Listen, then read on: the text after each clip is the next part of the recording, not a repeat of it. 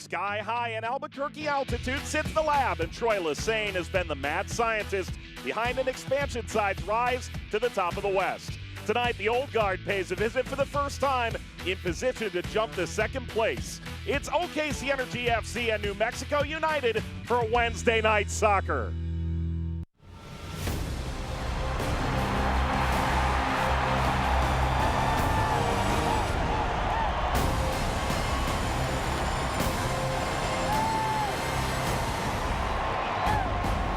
Welcome to the USL Championships Wednesday Night Soccer. Isotopes Park has been phenomenal this year, welcoming more fans on average than any locale in the USL Championship. Tonight, New Mexico United remains the star attraction.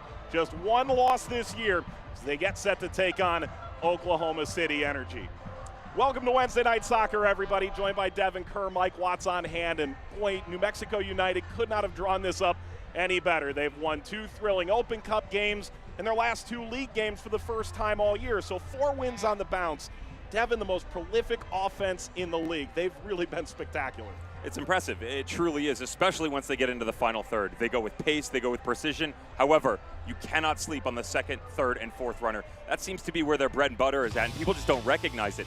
40% of their goals are coming off opportunities such as this. Now, we have to pay credit to where it's due. It's the individual opportunities and the likes of Chris Wehan, Devin Sandoval, and Kevon Frater. However, the philosophy that Troy Lesane has put into place, everybody has bought into, where the trailing run, where Santi Moar when he doesn't make the initial strike, where Austin Yearwood on the overlapping run, or even Devin Sandoval on a second or third ball getting bumped back in, they continue the progression, and that's how they're able to find the net on a regular basis.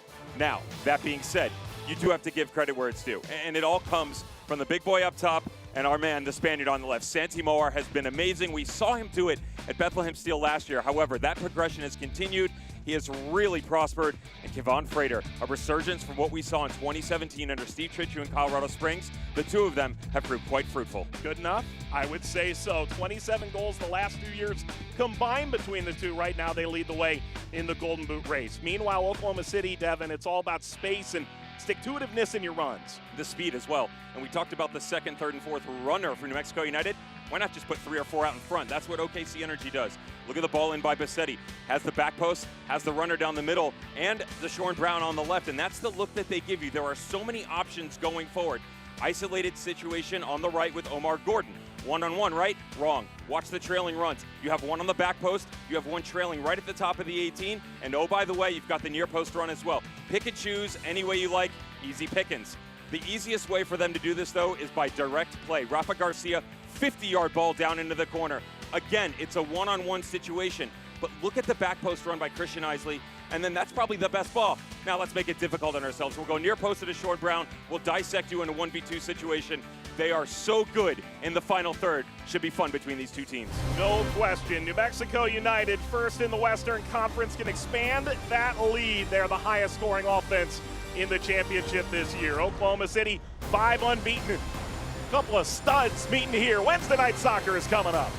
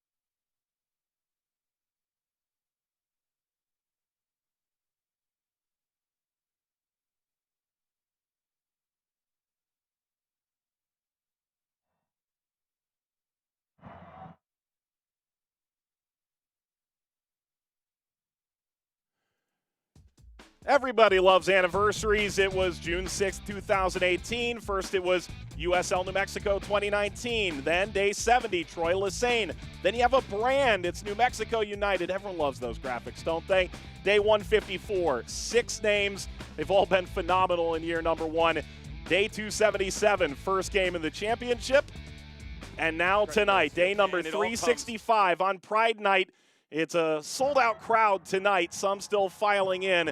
Somos Unidos, they've said, and it's been a phenomenal start across the entire New Mexico United franchise to this point. Let's take a look at the starting lineups first for New Mexico United, as this is a group making very few changes. Daniel Bruce makes his first start in the championship this year under Troy Lesane.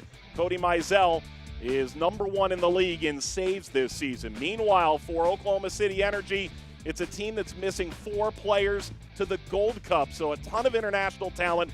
Highland, DeFont, Harris, and Ibiaga are where Devin's eyes look at. The defense, a lot of changes.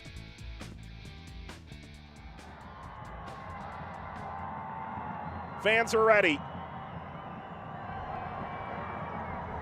One of the great stories in the soccer landscape in the United States this year.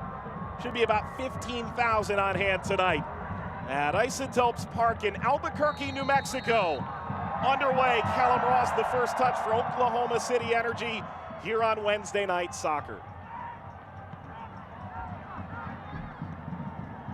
Oklahoma City Energy sits 7th in the West, New Mexico in 1st. Their first back-to-back wins, though, Devin, came in this last week. They've won 4 straight when you add in the Open Cup, and I think right now you could say New Mexico is playing as well as anybody in the West, anybody in the league, far sooner than anybody could have anticipated. Figure that one out. Atop the Western Conference, and up until recently didn't have back-to-back wins, not only in the league but in general. They just weren't able to put multiple positive movements together like that, and they had some quality playings here and there, but the full 90-minute showing just wasn't there for Troy Lesane squads. And now 4 on the bounce, Open Cup and championship play. And now, how do you push that to the next level? And that's all this is about, is the continued growth. Some rotation for Troy Lesane tonight, and an opportunity, to be honest, to go at this back line. A couple guys out for international duty, and a good chance with all the firepower they possess to make a go of it. Line into the attack over the foot, Devin Sandoval. Albuquerque native. Sandoval scoring the first goal in franchise history. It was their first signing.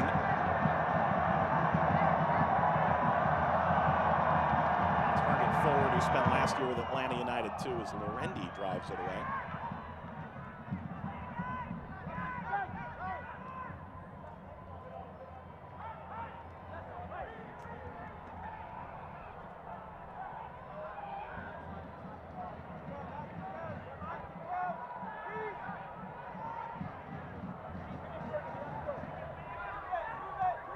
Over to Yearwood.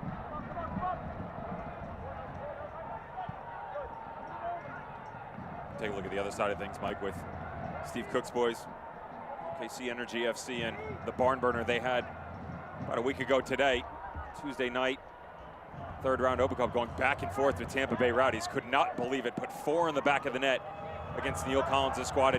And you said coming in New Mexico United playing the best, if not one of the best, in the USL Championship. Rowdies could have made the same argument, and they still can with regard to league play. However, that was a team coming in, only gave up 4 league goals, 5 if you include Open Cup, and Steve Cook's squad just so talented in the final third.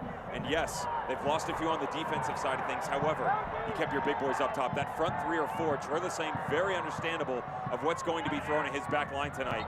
They possess a massive amount of talent. Rossetti is fouled, gets quickly back up, finds Gordon, slips it through too far.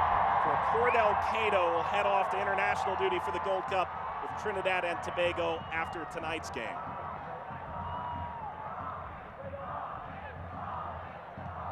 Not a bad little restart by Energy FC. Just early in the game, try and pick one out. Jitters going on. Opening 10 minutes, always struggling to find form between both squads. You trying to feel each other out and see exactly, is this the game plan that we prepared for? Everything that we've done in training, albeit a short one because of weekend fixtures, still have to figure out, is this what we're going to stick to? And why not, when you get a restart, just go quick, See if you can pick one out early. Moar knocks it across. Entering the area, Bruce. That's the handle. Highland closes him down. And Bruce across looking for Sandoval. His legs taken out. And struck on a line by Guzman.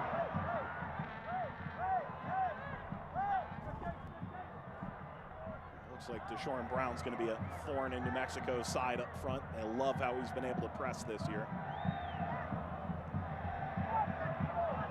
Guzman. Enchanted start so far for New Mexico. Moar nearing the byline. It'll hit Lorendi before it crossed the byline. Space that United always looking to exploit. Santi Moar so good on the ball. Just keep an idea. Watch his feet. Overlapping run down in the near channel. Head on the swivel, always up, never down at the ball. So technical of a player, and that's what you have to account for. The one thing you have to understand here with Santi Moar as well is he doesn't have a striking partner. Josh Suggs getting a bit of a breather here with all the fixtures they've had recently, so he takes a seat. And Austin Yearwood's going to step in at left back. A lot of times you'll see those two really work off of each other. With Suggs not there, is it going to be more of a one-on-one situation? Santi has to understand he can't bear that full load by himself. Has to find a way to continue to prosper that relationship, much like he has with Josh Suggs. Just allow it to be a next man up type deal. Austin Yearwood has to understand that as well. Just trust the process from the manager and continue to push down into the final third. Help him out. Line toward Brown. Brown coming after it. Mizell snaps it up.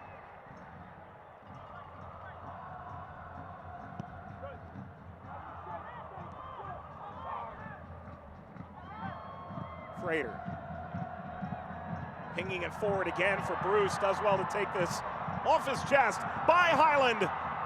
Couldn't feed Sandoval making the run. Weehan keeps it alive. Bruce off of Ross.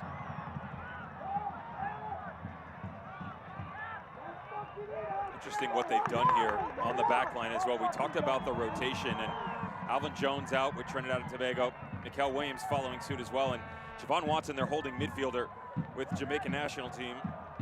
And so what do you do on the back line? They've kept Ativa Harris there. And of course, we've seen Ibiaga there before, but the rotation that they've employed so far is quite interesting. Kyle Highland playing at the left back position. It's not that we haven't seen them there before. You and I talked about that off camera, but a bit more of an offensive player that they've slid into a defensive role. Mike DeFont, you know, he gets drafted by the Rapids, and then when he comes over, ends up getting loaned to Phoenix Rising, played as a center back on the left side. So to now put him in the right back position in one-on-one situations with Daniel Bruce, Ethan Sampson coming over there, and even Frater sliding over to that right-hand side, going to be quite difficult for him. Ross going backward, Ibiaga upfield. And down goes Cordell Cato.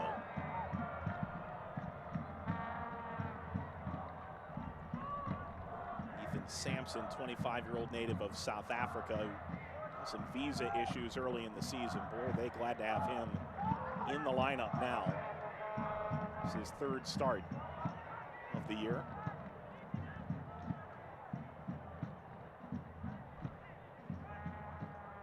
Highland. Ibiaga.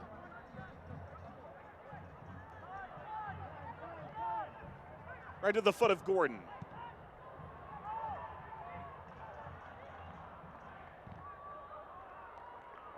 Gordon the pressure to keep this in play. And comes out to Yearwood.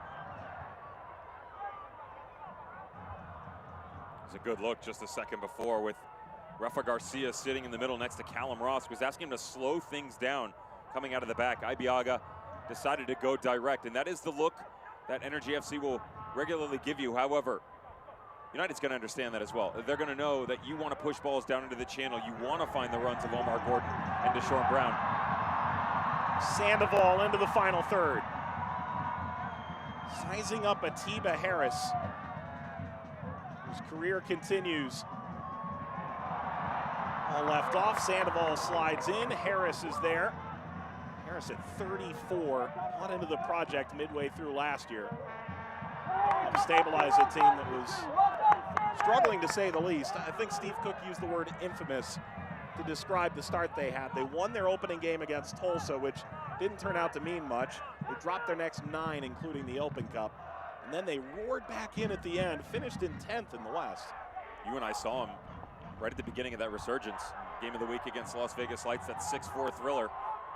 And it just kind of showed you what could be, we'll say, for the future. And they've continued that progression. It's been quite nice. The composition of this roster in the offseason took shape pretty early on. Sandoval lining this across. And Frater at the top of the penalty area. Steve Cook just said, you know, we had a project. I knew what I wanted to do in the offseason. I was able to go get my guys. He said Omar Gordon was on the list. Lexi Bassetti, he actually saw a while back overseas, and Deshaun Brown came in at the end of last year. Only 4 appearances for the squad, but you could tell immediately the impact that he was going to have for them. And was it going to be as the out-and-out number 9? They weren't exactly sure, because he could play the 10 as well. He has that ability.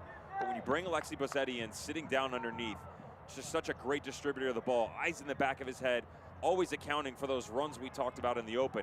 They're so good at, it's not those 1 down into the channel. It's 2, 3, and 4 consistently following suit, and they're able to capitalize quite regularly.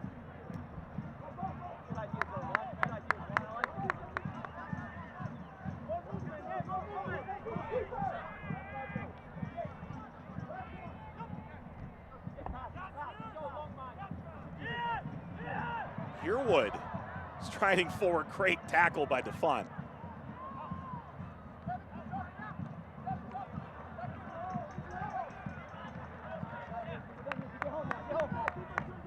Yearwood gets going. He does have some attacking tendencies when he wants them to be there. He was a guy Troy Lesesne knew quite well from his time in Charlotte, where he was part of that expansion team in 2015, an assistant to Mike Jeffries. All ricochets off the Highland, and Cato pushing forward, slicing across. Hamilton. It's that long direct ball. Instead, pops free, and Garcia knocks it wide. Here's Garcia again, twice an MLS Cup winner.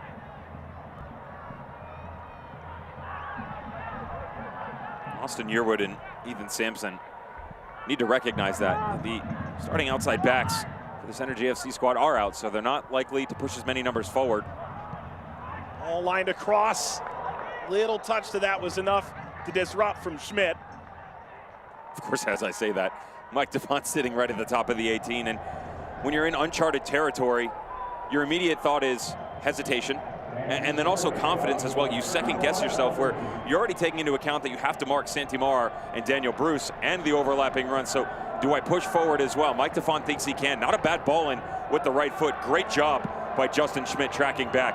And they probably don't get enough credit on the defensive side of things because of all the numbers that offensively they've been throwing up. It's a corner for Oklahoma City. Punched away Mizell. He's not the biggest guy. Kept alive and struck right at Mizell. Bassetti has very high-level experience in France, getting involved off the set piece.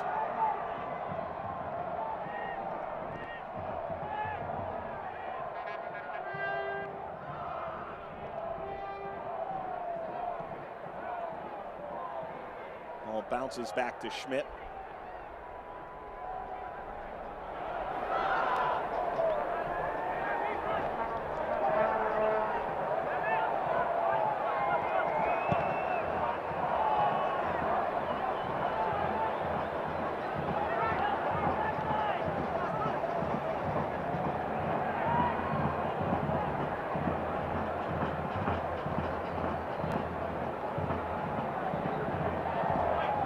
Orchestrating. There's Schmidt. By Moar. Here's Frater over the top. Sandoval dives at it, not able to get a touch to it. Sandoval can score goals like that quite often. He wants a tug from the referee. He's not going to get it. Not going to happen. Transitional play once again. Frater. We've talked about his ability in the final third and what he's done hitting the back of the net. He's a guy who's great from distribution, though, as well. This is a guy who tore his old team, Phoenix Rising, apart earlier this year and then did it again in the U.S. Open Cup. He drops down into a false 10 position and plays very well with his back to the goal. It's a good look at it because he comes so deep and you think, okay, he's going to go pick it up, just play it off, and then step right back up top. Not the case. Quick little turn, ball to the far post. Good opportunity.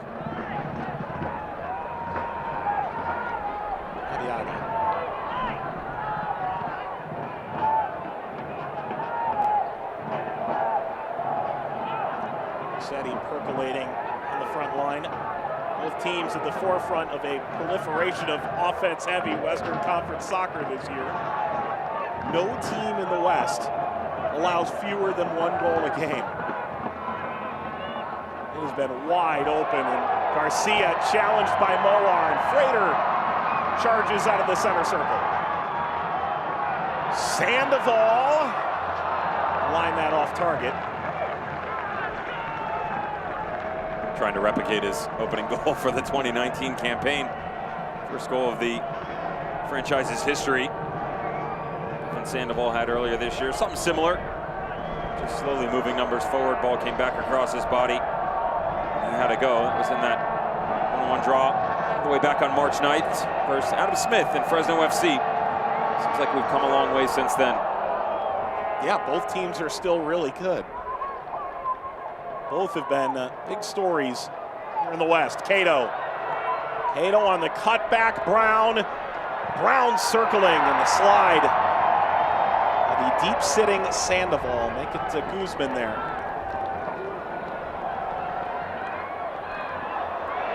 Slide took a weird carom. Slid away from Cato and hit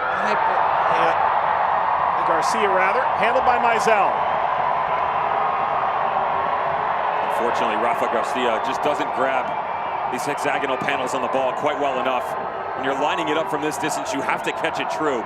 And there's the quick little triangular play down on the far side. Not a bad look. The ball in isn't the best. But look at the second, third, and fourth progression that you get when you come back across the body. Have to catch this square. Isn't able to do so, and Mizell just collects.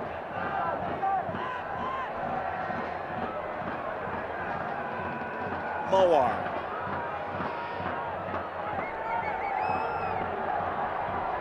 Bruce towards Sandoval, knocked down. The turn, Weehan opens up. Yearwood the cross, easily handled. Harris clears it out. Notice how quickly Mike DeFont went to ground, though. That's a no-no. Have to stay on your feet. Just so much space there for Yearwood to exploit. Just stand the man up. You had plenty of numbers behind the ball. The line was there. Do not go down like that. Too much of an opportunity for Yearwood. Yearwood picking up for a poor first touch. Moar, Frater. Another effort from distance.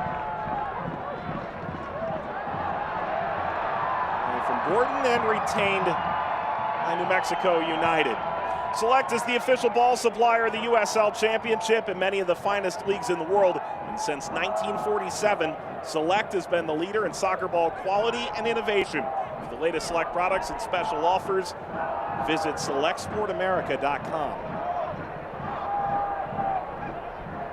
Noting the hexagonals on there. This is a really good representation of what New Mexico United does. We talked about Josh Suggs not being at that left back position, getting an opportunity to have a breather. So Austin Yearwood comes in, said that it needed to be a next man up type deal. They're playing the same exact way. Juan Pablo Guzman dropping into the space that's not being occupied by the outside back. And that's where that relationship we talked about on the left side comes into play. Yearwood can tuck in. Sentimore will come all the way outside, and conversely, they can flip-flop. So it keeps the outside midfielders guessing. You have to account for that overlapping run, but you're not exactly sure who it's supposed to be. Good look for the manager as well. Troy Lesesne telling Yearwood, you got that wrong. As soon as Moar stepped in, that overlapping run has to come so that ball gets sprayed down into the corner. Schmidt sidestepping Bassetti. 18 minutes gone, Wednesday night soccer. Couple of teams upper half of the Western Conference table in the USL Championship. Sandoval goes down in a heap. 20 minutes and 19 seconds.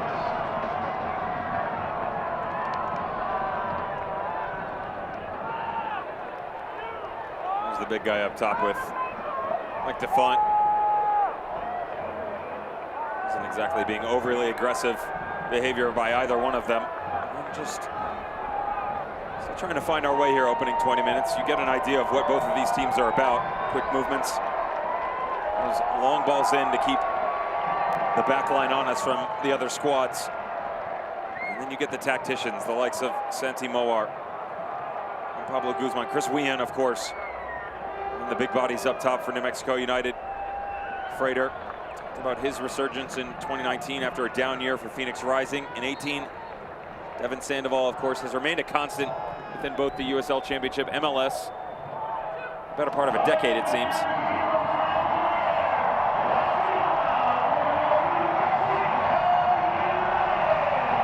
Crowd roars back to life.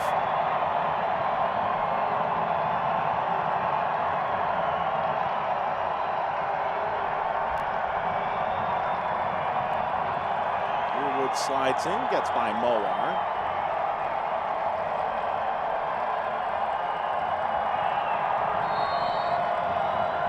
Gordon foul.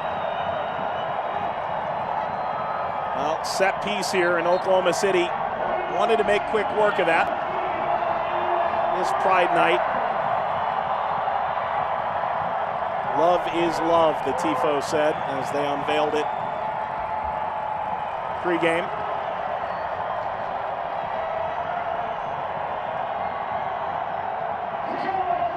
Watch this, man.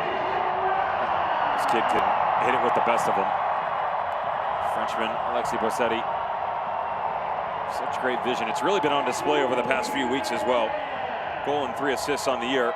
He can say the same in just 2 games in the Open Cup.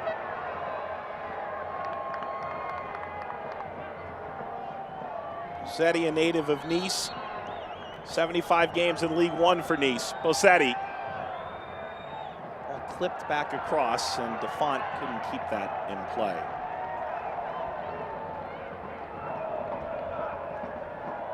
It's a guy who, to be honest, is probably the glue that keeps this offense together going forward. 14 appearances, 2 goals, 6 assists. The 30 chances created, that's the biggest number here. And yeah, that's a big number in general, but to give you an idea of how important it is for Energy FC, the next closest, 14. So he's more than doubled the player behind him. And that's Cordo Cato is one of them. Also, Omar Gordon, believe it or not. And all 3 of those guys combined with Deshaun Brown. It's that 4-headed movement going forward, the monster that is the brainchild of Steve Cook and what he can do for Energy FC, because he said he had a vision, and to be fair, couldn't necessarily put that together with what went on in 2018, but the ability to go out, take the core group of players that he wanted to keep. Some of them he wasn't able to hold on to, but the ones that he wanted to keep, and then the new additions, and not only have they not missed a beat, they've risen to another level. Cordell Cato, a guy who can just throw a boatload of talent at you. Omar Gordon, we've seen him do it time and time again with both San Antonio FC, of course, Indy 11 back in 2016 before they made their move to USL Championship. But Bossetti is the one that holds it all together. He's a guy who he plays the 10, he can run and go one-on-one in the 9, but also plays the wing positions as well, and of course, deadly from set-piece opportunities. He was on that French U20 World Cup winning side that was Pogba and Umtiti, and I mean guys that were World Cup winners this time around. And you know how these things go. Obviously, the Americans getting by France in the U20 World Cup now, so there's excitement to be sure. But not everybody's going to make their way to the full team, and then you have to figure out where to go from there. That's relevant too, because you can combine that type of conversation with Bossetti as well as what's going on for the US U20s. Tailor your expectations. And I say that as in talented kids are still kids. They have to make that movement forward for a reason. And so it doesn't matter in the grand scheme of things what you've done when you're 20, when you're 25. It's a good progression. However, it's a stepping stone to another level and a higher plateau. And Steve Cook opened up about it. He said, look, Bossetti, for whatever reason, just wasn't able to make those steps. That's okay. You know, when someone else drafts, it's my fortune. I mean, Bossetti has stepped right in, and He's just a very, very good player, technically sound, and you'll take that. You'll see the same thing for the U20s that we saw. Great win against France. That doesn't mean it's the second coming of the greatest player in the world. You have to understand that there is another step in progression to come, and hopefully that progress can continue. Santi Moar goes to work, glides by Garcia. Moar slipping ahead for Wehan. Glide by Guzman. Moar stuck his foot out at it. Gordon. Garcia short-armed it. There's Guzman. Last 2 years in Oklahoma City, really injury-prone, but he was the focal point of their midfield when Jimmy Nielsen was the coach.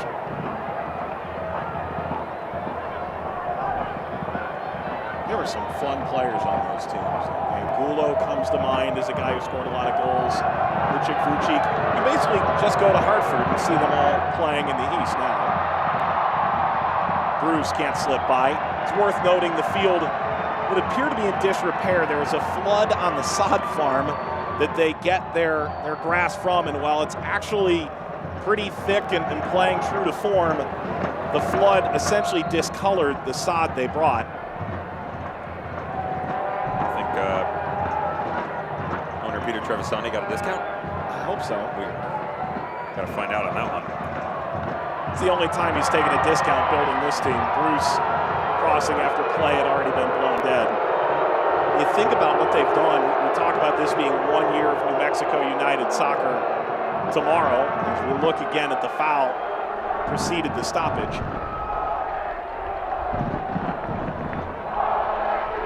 Not too much there. Daniel Bruce putting that back shoulder on Cordell Cato. It happens to the best of us. But Troy Lesesne came from cornbread country. He came from the Southeast. Now he's in the Southwest. He says he loves it. And the thing is, he says, we've gained a reputation for better or for worse. And he cheekily mentioned Breaking Bad, and that comes to mind, but said phenomenal people. And they went into the community immediately trying to build this team from the studs up. Moar brought down edge of the area. He is in a lot of pain right now. Izmir Peknik was a trailing official.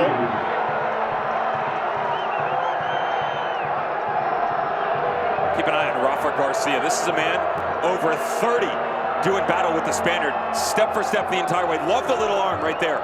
Little shoulder and the forearm extended out. Mike DeFont coming in a bit late here. You're going to get a better angle. That is a nasty challenge on Santi Moar. Studs up the entire way. Have to wonder how the referee misses this one. Just outside of the 18. We've seen guys thrown out for less. I'm shocked that the referee hasn't gone to the book here. And Chris Wehan instantly shouting back at Peknik.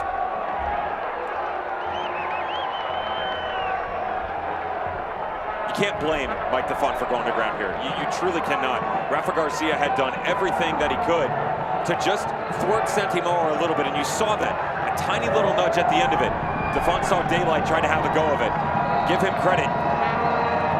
Gave them a bit of an opportunity. In the end, it's a corner. Sandoval going for something special there. Yearwood, a little push on Gordon, keeps it alive. So, there's the whistle. And the curmudgeonly crowd certainly still remembering the previous non-call. Getting into it.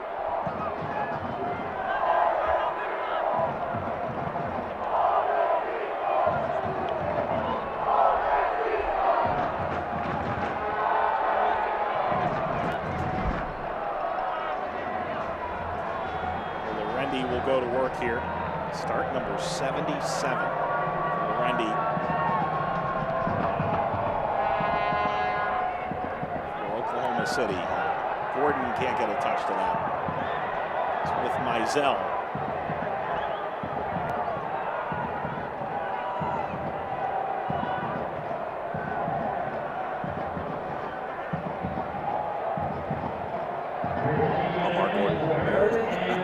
Making some friends on the sidelines.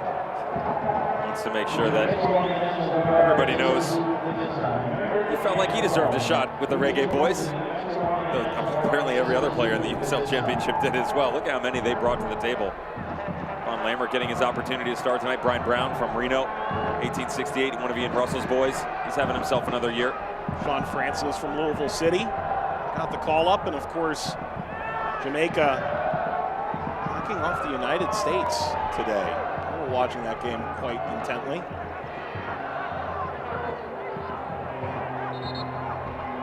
The throw for DeFont.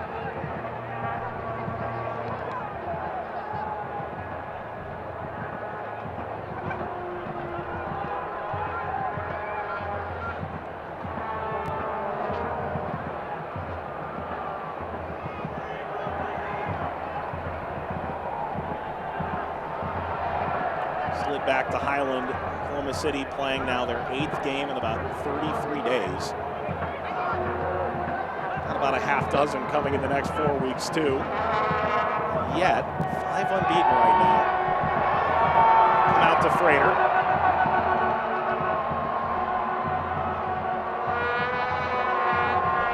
Frater pirouettes. Sandoval. Guzman.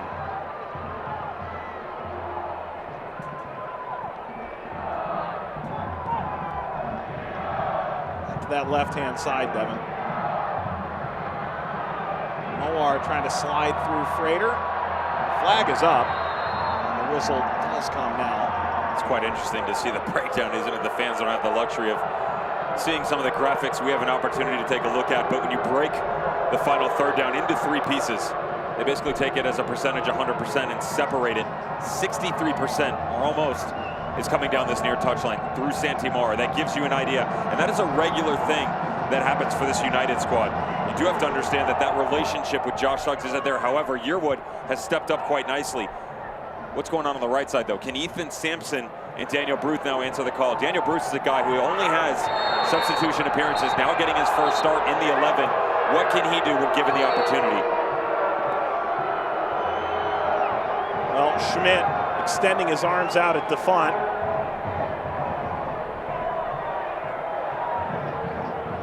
You have to wonder if this is a bit of payback from before, the challenge down in the corner. Captain coming up, and yeah, it's a bit late, but he's not going to back down, just running right through defender to defender. And they say chivalry's dead. Well, he's part of the commandery. And by the way, JDS is written on his captain's armband. His dad, Jonathan David Schmidt, passed away in a car crash at the start of May. His mother was also injured in the accident, and thoughts remain with the Schmidt family. It's the only games he's missed this year. He is the movable piece among field players for New Mexico United. The guy from Albuquerque went on to the University of Washington.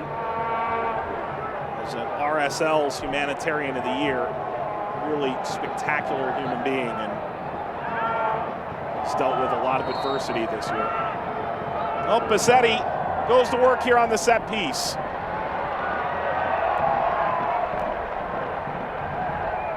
Not the best of service from Bassetti. Justin Schmidt, you take a look deeper into what he had to endure. You wish that upon no one, of course. However, it gives you an idea of close-knit family, not only within this organization, but within this community, and that's what Troy Lesane was talking about, why he wanted to come here. Rising up, Sampson drives it away. Garcia kept it. Advantage played, Sandoval from Moar. Frater turns on the Jets. With his back heel, Wehan. Bruce laying it in the front, handled by Lorendi. 2 good runs approaching the goal mouth. Great step by Cody Lorendi as well, because this run was being crashed on the near post after the ball got sprayed outside by Chris Wehan. Could have initially taken himself. Watch the ball in by Santi Moar. This gets out in front of Frater. If he can recognize the movement of it a bit better, bring it across his body and have a go, they're in. Wehan collects, ball back outside to Daniel Bruce, and just a good step by Cody Lorendi. And to be fair, if Wehan puts a bit more pace on that, he's in.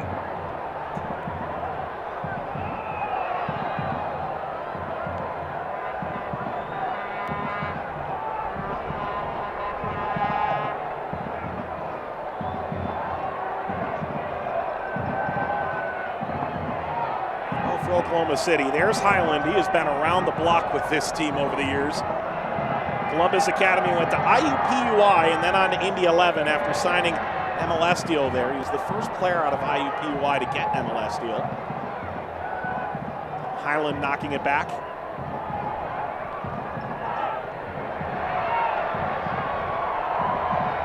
Weehan goes to work. Bruce flanking on his right up the channel.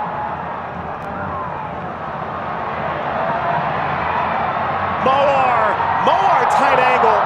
Stings the palms of Lorendi. And Bosetti clears. Well done by Mike DeFont. To be fair, it's pretty good defending. There's a little stutter right at the end of this, but the moves are quite antiquated, to be honest. Santi Moar just stands him up. Very well done. Remember, folks, that's an outside left back who's also played on the inside of the defense, but on the left side. And your ability to come to this near touchline and stand up, one of the best in the UL Championship. Very well done. Devin, let's say this. New Mexico, despite scoring 30 goals, still feel like over the last week that they've had time to get a little training in. They're working on being a little more disruptive, a little less predictable in the final third. That's been their focus, despite leading the league in goal scoring. Said they needed to add different layers to the attack, and you kind of sit back and go, well, how many layers do you need? Right. I mean, come on, coach, relax. It's an expansion year, not happening for Troy Lesesne, and that also, it's just another look at what they're going for within this organization. And we've seen it from Moar. We talked about Josh Suggs, obviously Frater and Sandoval up top, but there's so much more to them. Weehan, Sandoval tries to return. Atiba Harris drives it away to Gordon. Bosetti. Curling ball, not down well.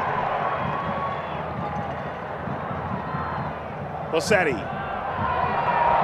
Slide, and I think that's a fair no call.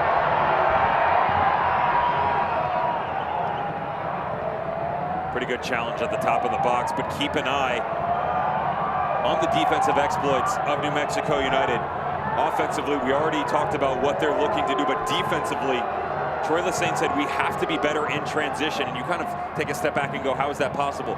Well, when your front line moves, back line has to move with them. A lot of times recently, they've been flat-footed. That accounts for all that space when Energy FC goes in transition. That allows them to push their own numbers forward offensively. That gives Omar Gordon, Cordell Cato, Deshaun Brown the opportunity to go one-on-one, and they have to find a way to clean that up. It looked like Bruce had done something really acrobatic to keep that in, but in the process,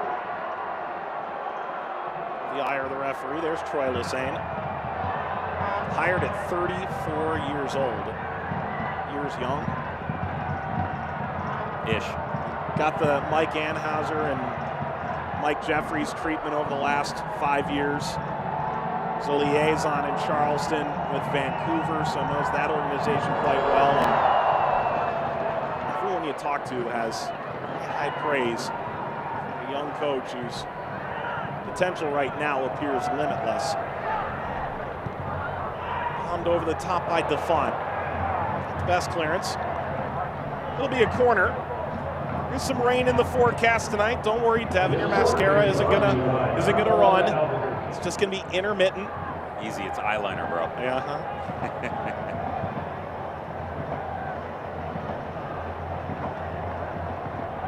What a crowd tonight. Rain won't keep people out of the lab this evening. This has been some kind of start. Expansion team. I think everyone knew Albuquerque had potential to be something like this. Service whipped across. Mizell didn't get a punch to it. Garcia. How about the coaches that Steve Cook has had an opportunity to study under since coming to the United States, made the trip across the pond in 1996, and he really went into detail his time at the Colorado Rapids. And you can understand that, trying to push himself to the next level. Oscar Brea, Pablo Mastroeni, Wilmer Cabrera was in that squad as well. Obviously, he's in charge of Houston Dynamo now, and just talked about what they were able to push him to as a coach and to get the next level. And you know, he's a guy who was kind of a protege, to be honest, at such a young age. Knew right away that he wasn't going to be able to make that step professionally as a player. So Gets an opportunity, Sheffield Wednesday. They basically brought him in as a trial coach to see what he could do for one training session. They walked over to him at the end and said, hey, we want to keep you on. And he just worked his way through, and he's someone who this country needs. They need guys like that coming over, giving the opportunity to not only to him, but to progress this game. And it goes to show you how everything comes full circle, because he is best of friends with his counterpart tonight, Troy Lesesne. They are very good buds, and that European contingency in the USL Championship, Troy Lesesne, Darren Powell, all of them seem to come, and Steve Cook, they all are such good friends. So it gives you an idea that, yeah, it may be one guy in one spot, but that's never truly the case. No, it is a really small circle.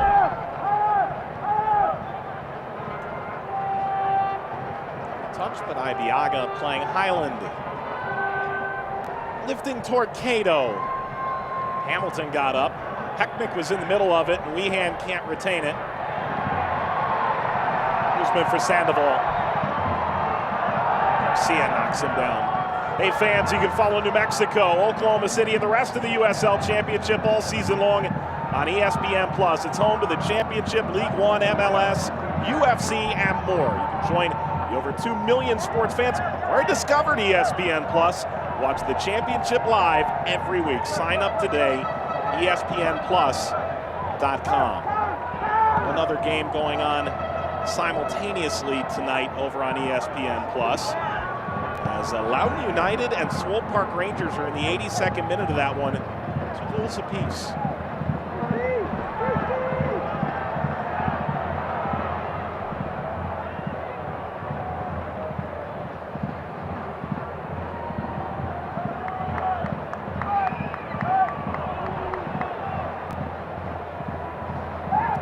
Minutes gone. Wednesday night soccer from Albuquerque, New Mexico.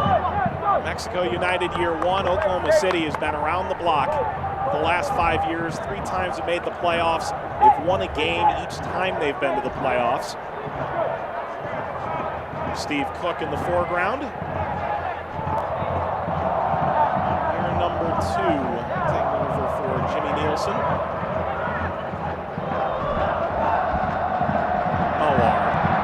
OR trying to catch Lorendi sleeping. Coming up at halftime, U.S. Open Cup is in full swing. Those games are on ESPN+. New Mexico is going to face those Colorado Rapids you mentioned earlier. Oklahoma City able to get by Tampa Bay, tag them with their first loss of the year. Show you the highlights from the championship sides that made their way through last week.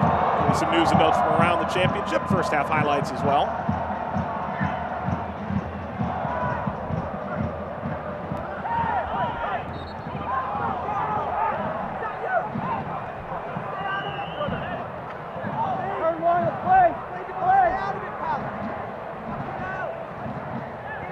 Talk a lot about Peter Trevisani and what he's done. But Bob Funk and the ownership group in Oklahoma City were visionaries long before New Mexico had life breathed into it.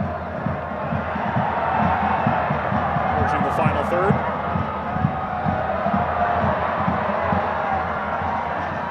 OR, a long dragging run. Frater is widened out. Frater, look at the moves. Won a corner. Mike DeFont tried to get pulled out of position here. Did a good job in recovery, but Frater recognizing his former teammate, and they've obviously scouted each other before. A little step over. And quick little 1-2 to himself. Well done there. Again, DeFont just tracking back, standing his ground high. What a momentum swing this would be just before halftime. Ball lined across. Easily. Deadbolt the door again on a set piece. Weehan crossing. Sandoval was there, got over his head, steered out. Another corner here. Trumpets getting louder, fans rising now. Keep an eye here. They sent Santi Mola close. Everything has been to just about the near post or right around the middle of the 6. Look for something trickery on the back post. They've used it before. There's the knock to the back post, headed down, knocked in! Sandoval's there to clip it home! Schmidt the assist, New Mexico leads!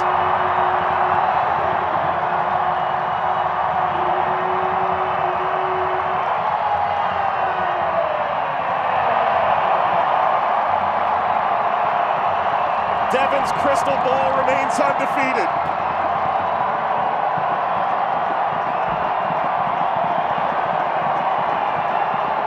Had to be.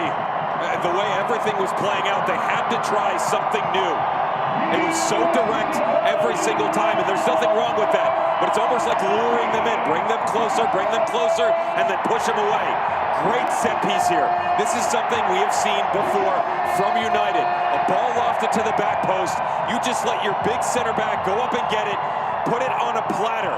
Justin Schmidt knocks it down, and then Devin Sandoval runs onto it. Two of the big boys going to work just before halftime. Well done, United.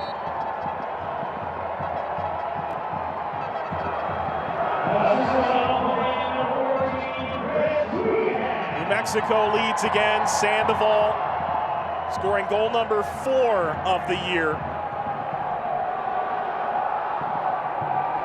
Don't you love it when you have a hometown boy done good? Both these teams have pretty significant local flair. For New Mexico, Sandoval, Weehan, Goss, Sugg, Schmidt, all New Mexico for college. Great program that's since been shuttered. From Albuquerque themselves. UNM dropping their soccer program is a loss for all of collegiate soccer. And they got great crowds there. I think there was a yearning to get the game back in Albuquerque, in New Mexico. And New Mexico United's credit, they have filled that void and doubled, tripled those crowds. 1 minute of first half at a time. Here comes Weehan through the screen door. Weehan opening up. He's going to have to widen out. Bruce has arrived. Moar wanted it. Frater. Give and go. Frater! Steered aside on the deflection. New Mexico coming with waves of pressure right now.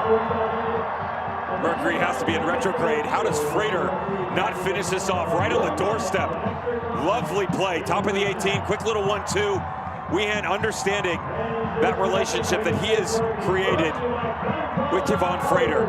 And that's his ability, again, just track back a little bit, suck everybody out, and then go get the space in behind that you created for yourself. You want to read the signals again here? A little more trickery. This one is snuffed out. Counter-attacking play from Gordon. Gordon. Good slide by Sampson.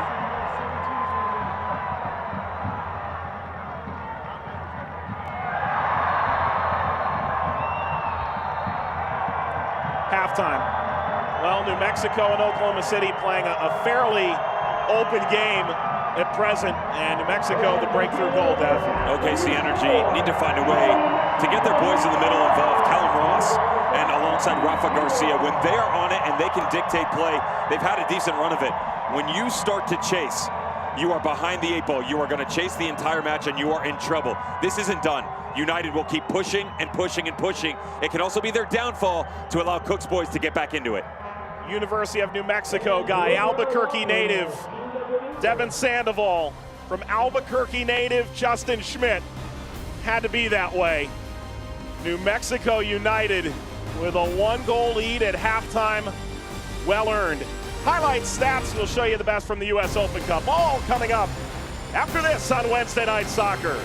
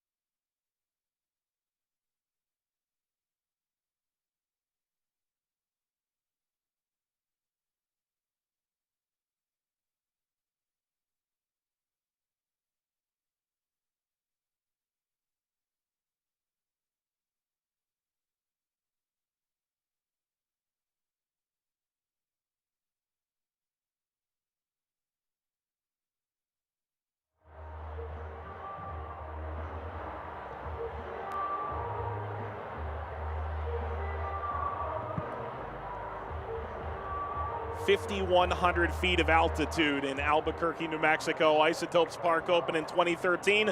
Maybe you thought there'd be a lot of home run balls, but 2019, just a lot of goal scoring for New Mexico United. Welcome you back to Wednesday Night Soccer halftime with Devin Kerr, Mike Watts. Great first half in terms of action and being end-to-end. Devin, a lot of work in the channels by New Mexico United, especially on the left. What are your main takeaways? You have to keep an eye on the middle of the field. That's probably the biggest thing here, or lack thereof. And neither team really willing to grasp what's gone on there, and the central play has to be better from both squads, to be fair, especially for OKC Energy. They have to find a way to get control. Callum Ross and Rafa Garcia, you get them on the ball, you gain control of the middle of the field, and you can start to dictate play a bit more. That's not the case. It's been very direct, not the worst thing, but a lot of one-on-ones. They need 2-, 3-, and 4-man games if they want to stay in this match. Dev, you and I saw the U.S. Open Cup draw, and we thought one team that has a good chance to get a road upset, New Mexico United. Got to be United. United against the Colorado Rapids, with all due respect, but it's a team that's got the worst record in the MLS. Why not continue this movement that is your 2019 campaign? Go have a go and knock off an MLS team. Let's show you the very best of the U.S. Open Cup highlights from last week. A lot of USL Championship stuff, and get you ready for the next Wednesday Night Soccer. Brown to find Lacroix. Now it's Musa. Oh, what a hit! Ryan Brown. Oh, that is electric from Phoenix on the break. Shot, push wide.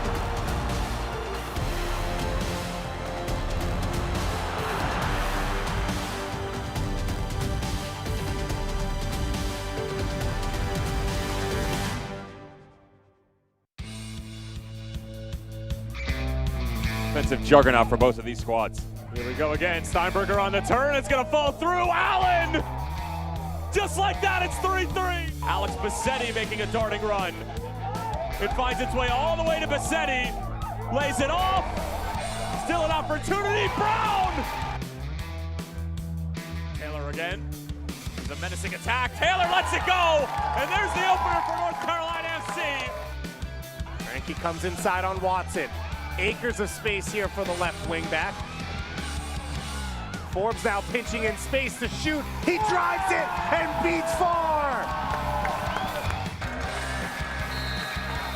Toast versus Van Oekel.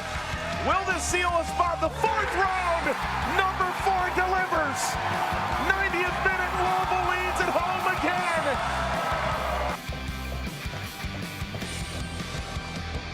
Into the 6-yard area, and it's Cicerone who wins in the air and restores St. Louis FC's 2-goal advantage. So here comes Wynn. Is this onside? It is. A chance for Nashville to equalize, and they do! Carlton Belmar. Charleston into this round with 2 goals. And now, he sends them into the 4th round. Charleston with the upset. Gonna tie his shoe while action goes on around him. Oh, good chance here for Lino. Up against the top scorer. Frater puts it in. New Mexico United in front. That's kept in play. Skundred's the initial effort. Another cross. Headed in!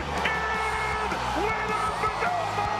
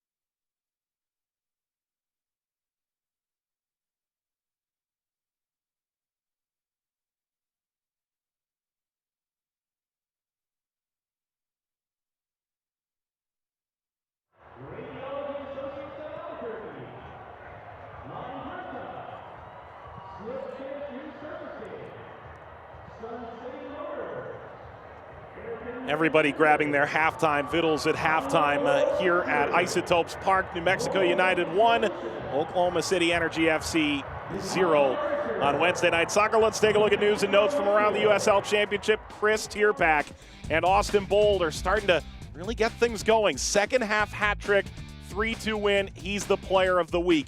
Tampa Bay just one loss. It wasn't in the league. 13 games unbeaten to start their USL Championship campaign. And Devin, you and I both excited for a special Tuesday edition of Wednesday Night Soccer. Watch out.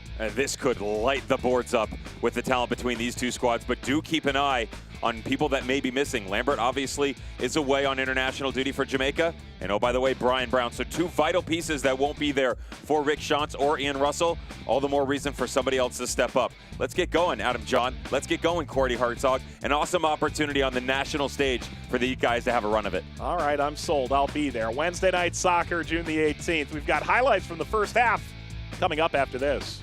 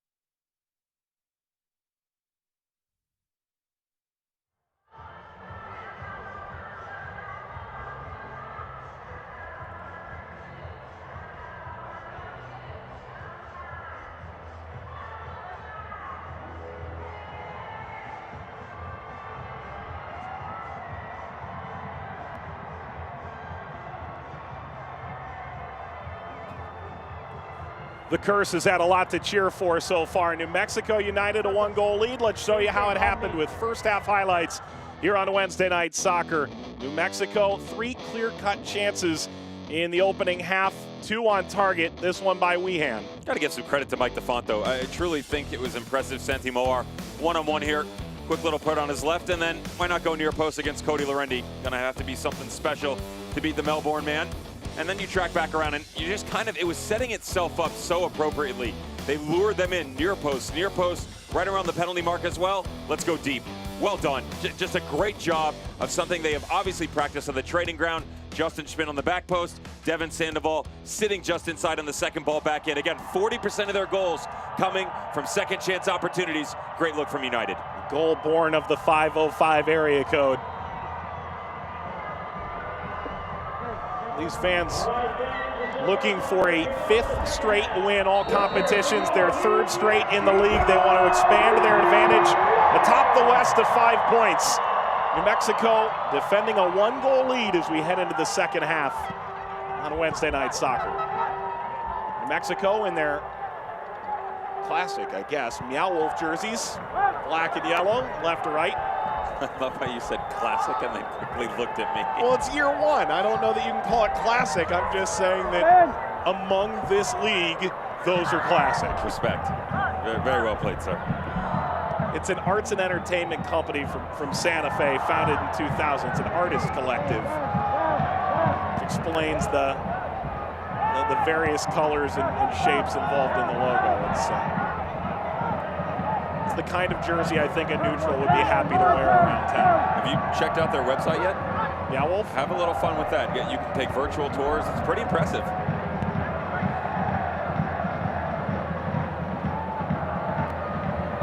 Hamilton squares it across, and here's Schmidt.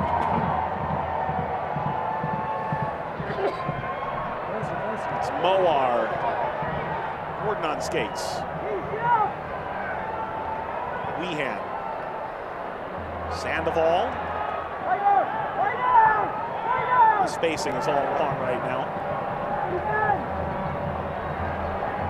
It's more of a pick and roll to take from another sport. Poor by Garcia. Moar. Garcia makes up the difference. Bombs it the other way. Long run. DeShort Brown is there. Mizell gets down quickly. Collapses on the ball, keeps it out. We already brought up the sod earlier on. There's the long ball coming from the holding midfielder. Find Rafa Garcia. You find freedom in the final third. Why not? Good ball in to Shorn Brown. It's the touch that fails him right there, though. This ball off his knee has to be out in front of him to allow himself to challenge Cody Mizell. Mizell understands that when it's that close, it's going to be an instep shot, easier save. Steve Cook admitted to us he thought it was a mistake that Colorado let him go overseas after 2 double-digit goal-scoring seasons for the Colorado Rapids. He was an assistant at the time under Pablo Mastroeni. Just felt he needed to settle into a club, get minutes, get his goal-scoring touch back, find a home, he said. When you look at the genetic makeup of this team, you could probably make that argument for a couple players. Said something similar about Cordell Cato coming out of the Charlotte Independence. With all due respect to Mike Jeffries and, of course, Troy Lesesne, who was there just last year, wasn't necessarily fitting into their system. Rafa Garcia got lost in translation a bit with the Las Vegas Lights, did worldly things for the Galaxy for a number of years. And even Omar Gordon, he had a good year last year with San Antonio FC, and Darren Powell just wasn't necessarily the focal point at certain points in time, and that's something you have to realize. There's a system, yes, got to feed these guys' egos as well. Have to find a way to get them all involved on a regular basis. Steve Cook's been able to do so. It seems like all these guys who have joined the collective from both sides have forced their former teams to pay some alimony this year. They all seem to get the best out of their former clubs. Frater gets knocked down. Mizell's running out, and the frustration starting to boil over a little bit. Setti can offer a helping hand after the yellow card-worthy challenge. Of course, this comes on the heels of what we thought was a potential red card-worthy foul in the first half that went entirely unwhistled. Pretty well-managed game by the referee. Hasn't had to step out many a time. Bassetti coming in late, right on the heel of Frater. There's a better look. That back right boot as he's playing it in, trying to find Sam Hamilton. Bassetti knew immediately that he had stepped past the guardrail. And my apologies, and we'll move on.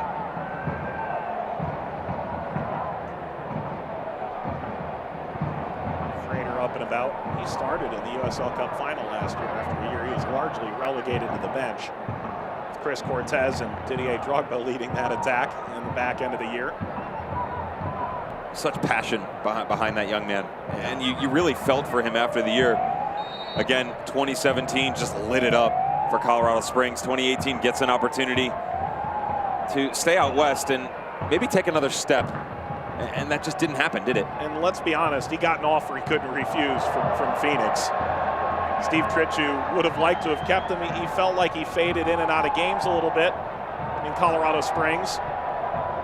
Ultimately, Patrice Carteron at the time and Rick Schantz by the time the year was over got a hold of him, and it just didn't fit in. It's also hard though too, because he's a guy who, he's an emotional player. Every coach that has had him, and even Troy Lesesne will tell you, he rides on emotion, both positive and negative. And when things aren't going your way, all of a sudden you're not in the 11, you may not necessarily be making even appearances in the 18, so you've been relegated to 23rd where you just have to show in training. That's hard for a goal scorer, hard for any player, but especially a guy playing up top. And even if he fades in and out of matches, if you can find a way to get him the ball, 20, 25, 30-minute spurts. Look, in 2017, if he was fading in and out, hit the back of the net 13 times, I'll take it. He's hit the back of the net 10 times already this year. Gordon.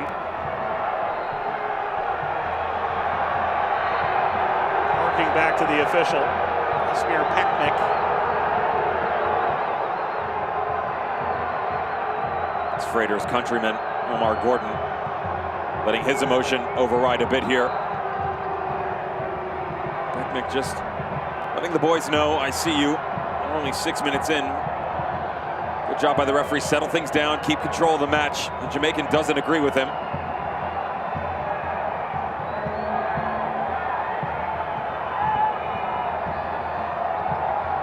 There's the challenge. There's Alston Yearwood scoring to the far side, coming back around.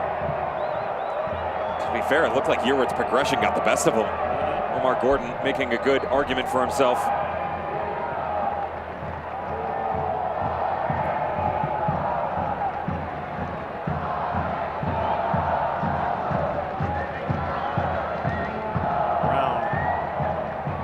Between the two center backs. This man was a menace in the first half. Moar deflects off of Defont. Another corner for New Mexico, which is how they scored in the first half. A well-manicured set-piece play to the back post. Now you slow things down a little bit here. 53rd minute, touch and go, opening part of this second half. Just let the big guys come up. Go put one in the mixer. Let your captain go up and get it. Let one of the big guys go win it for you. Lehan floats too far. And it did get out. It's not the best service.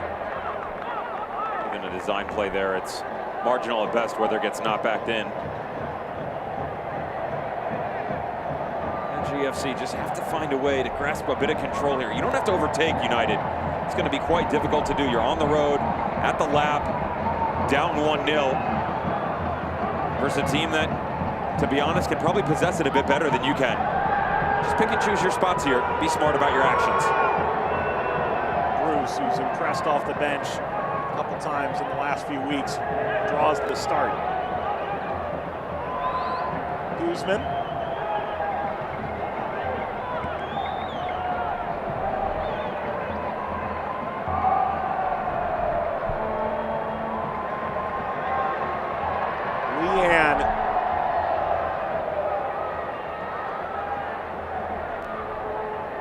Leading, Yearwood got the cross away. Highland, second effort is on point.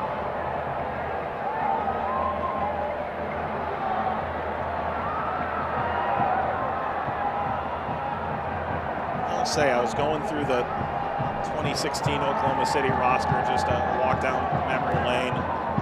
Busco, Harris, Miguel Gonzalez. Eventually Daniel Gonzalez got there the following year. Guzman, Cody Lorendi, yep. Highland. This is a team that's been successful in this league for a long time. This is a foul for Sandoval's continued objection.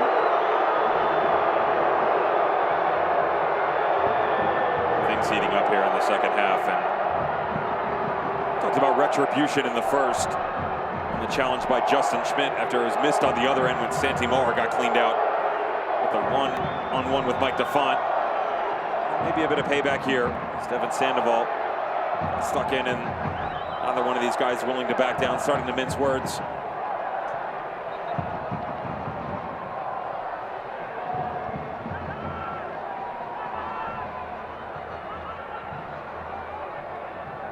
Abiaga out of Deer Creek High School in Edmond, Oklahoma.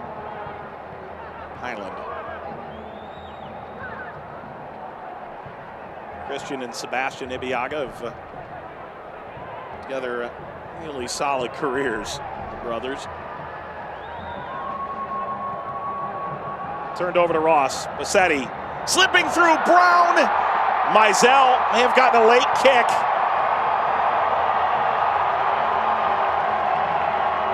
Not sure there was nearly as much to that as Mizell made it seem.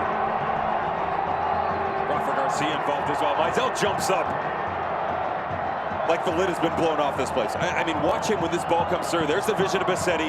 Late touch by Brown. Doesn't get him. It's late. And if it is, he gets the smallest piece. Watch on the backside here. Another look. To be honest, pretty close. Even Brown says, hey, man, no harm, no foul. Barely caught you there. And then Cody Mizell, through all of his antics, jumps back up and says, all right, maybe I was a little off base. My apologies. Garcia went to ground.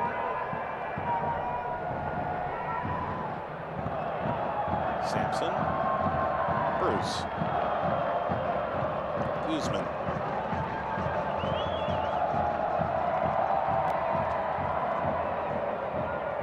Down by Atiba Harris. Omar tried to make that interesting.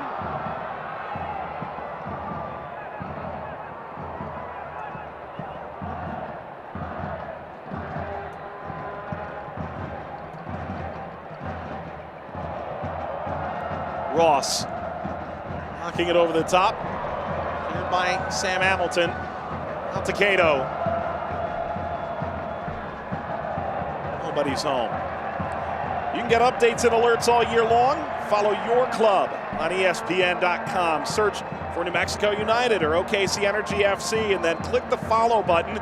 Keep up with the latest news and scores. Plus, get reminders of your team's next match. Go to ESPN.com now and click follow for your club.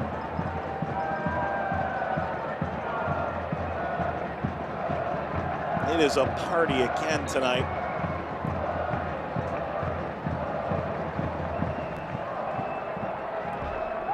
A year ago tomorrow, Justin Papadakis and the USL folks made their way out to Albuquerque, and Peter Trevisani, a group of fans, and Frater forcing his way through. Frater knocked down with one hand by Lorendi, and he swallows it up. Outstanding by the Puerto Rico international. Gordon the other way. Gordon the cross. Not enough by Deshaun Brown to steer it on goal. Quite difficult to take for Brown, especially with the grass. Still a tough ball in general. How about on the other end, though? Frater, how does he get through here? Nice little shoulder charge. Lovely movement against Ibeaga. And then well done to track back in here. This could have easily gone another direction, but he does get a good job out in front of it so that he can't get a full motion through the ball.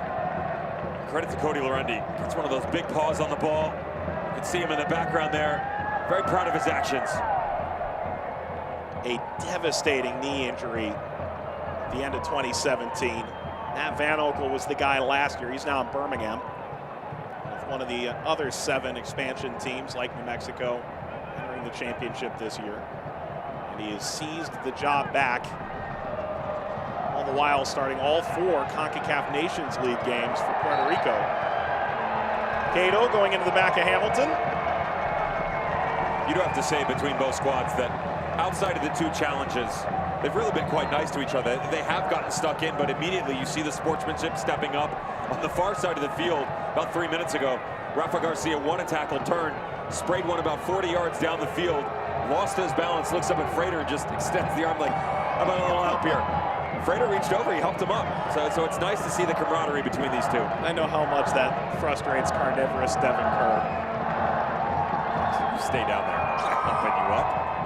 Kidding me? That's an extra sprint at the end of the game. An extra little 50-50 shoulder charge. I got to save my energy.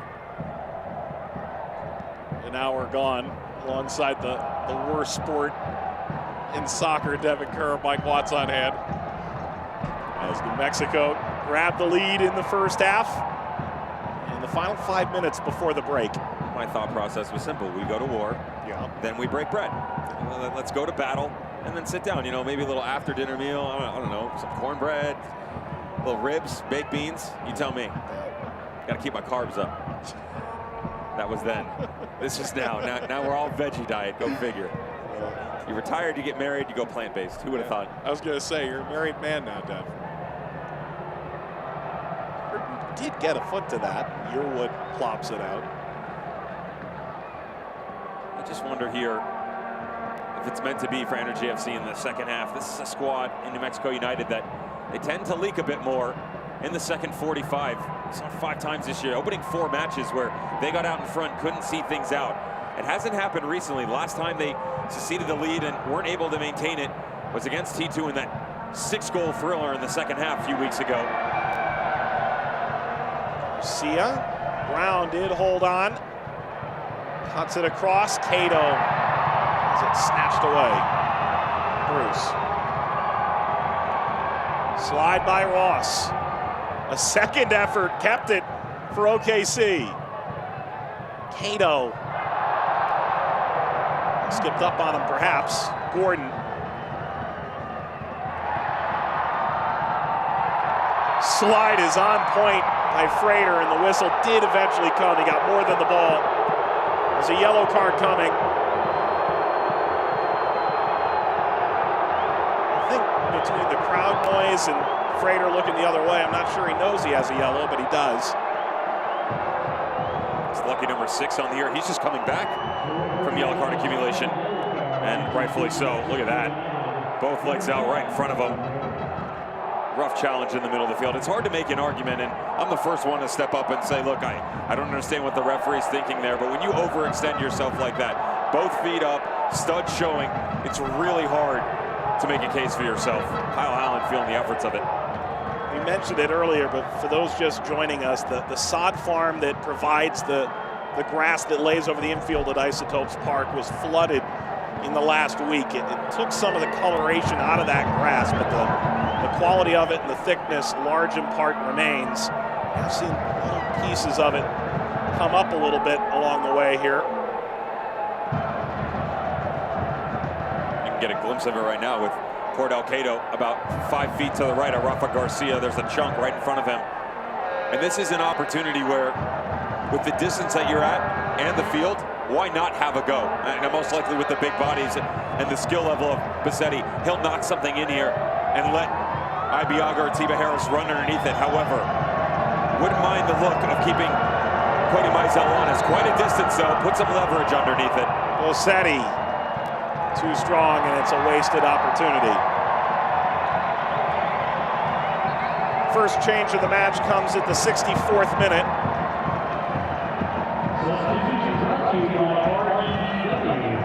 Salim Mohammed comes on. Frater comes off.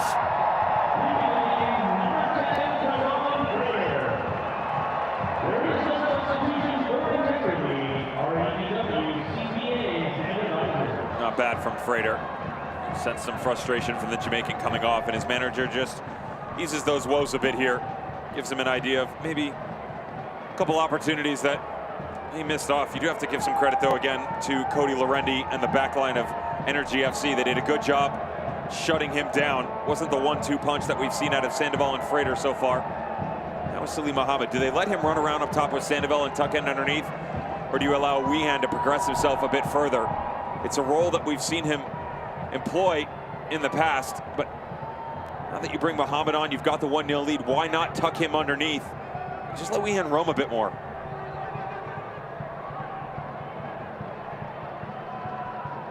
Schmidt turned it over. That's poor. Bassetti Bosetti lining it up. It's off frame.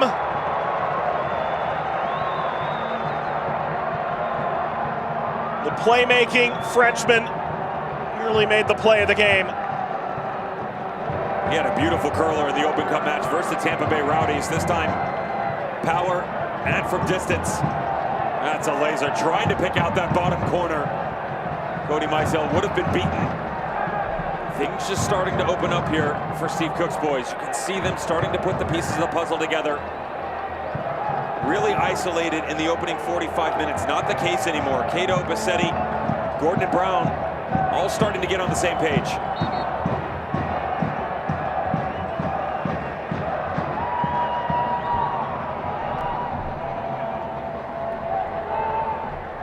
David Estrada waiting to come on for New Mexico. He stands by the fourth official.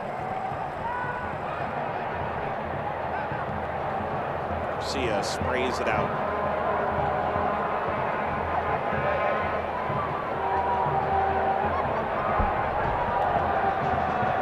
Tucking inside from Gordon. Bosetti stuck between two lines.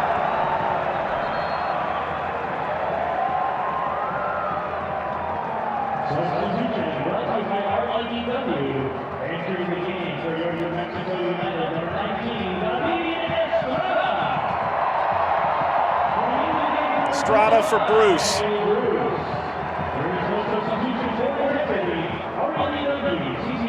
First start for Bruce. How do you view his effort? Touch and go. It's really hard for someone put into a situation like this where your hands are really tied, to be honest, because you've got Cordell Cato. Kyle Highland wasn't necessarily playing a high line, but Cordell Cato is an active player who's always up and down that touch line, and on the defensive side of things had a lot more duty, so didn't get the opportunity to push forward as much. And also your team recognizing that when you have the likes of Santi Moar, you're consistently feeding that side. So when there's not a lot of movement, it becomes a bit stagnant. Lehan charging in, and another poor pass in the defensive third. Been going back and forth that way. Gordon trying to get by Schmidt at the back of Yearwood.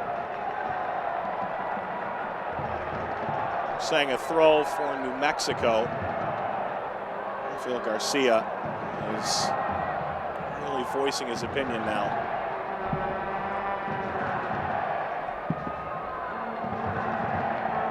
Devin and I will be over on ESPN3 June the 18th. Special Tuesday edition, Wednesday night soccer, as Phoenix Rising FC meets Reno 1868 in Nevada, meeting between two of the best in the West. It's the week's best match on Wednesday night soccer on a Tuesday, June the 18th on ESPN3. It's like when Sunday Night Football plays on Thanksgiving. It's just a special edition. Without the turkey. Without the turkey. Let's be clear here. We're not. Was it tryptophan? Is that, yeah. That's okay. No turkey, no tryptophan, no naps.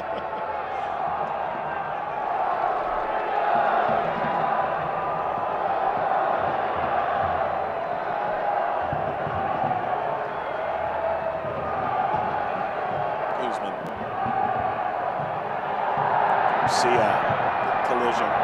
Sprayed over the top. Estrada! Estrada, can he finish? No, Lorendi put his feet to it. Estrada keeps it.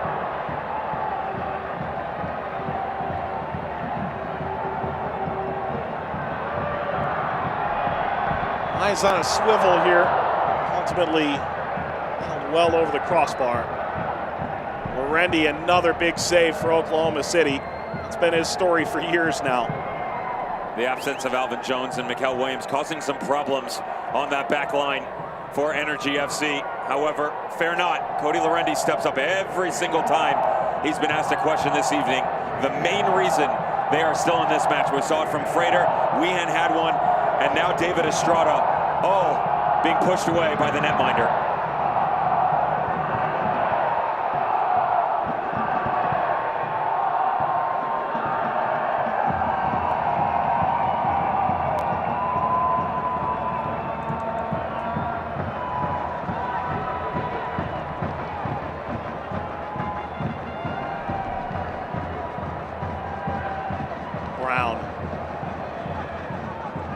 He's had the best chance for Oklahoma City in the second half, utilizing his pace, getting him behind.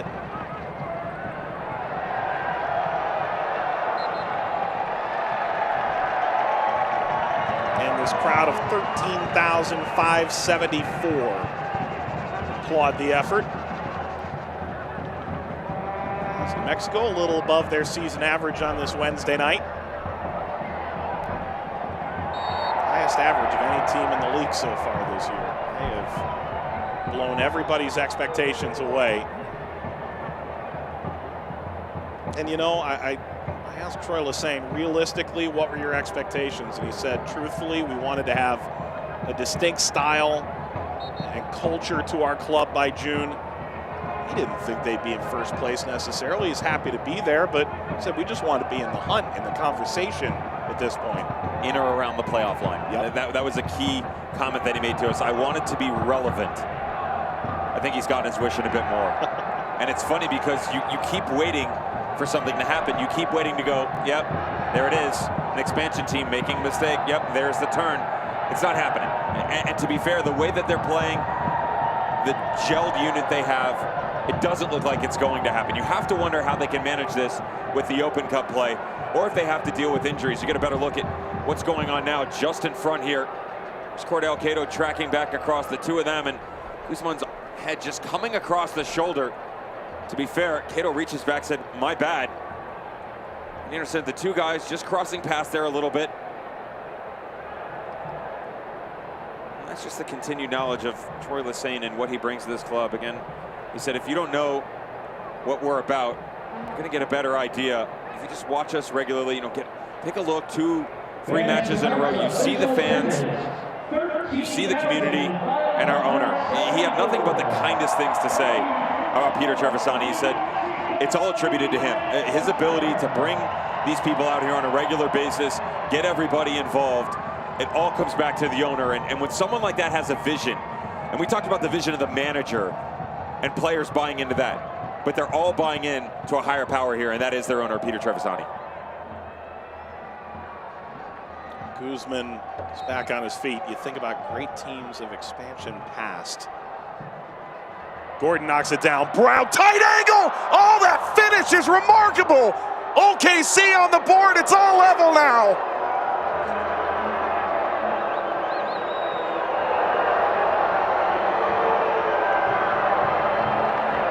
Quick strike option.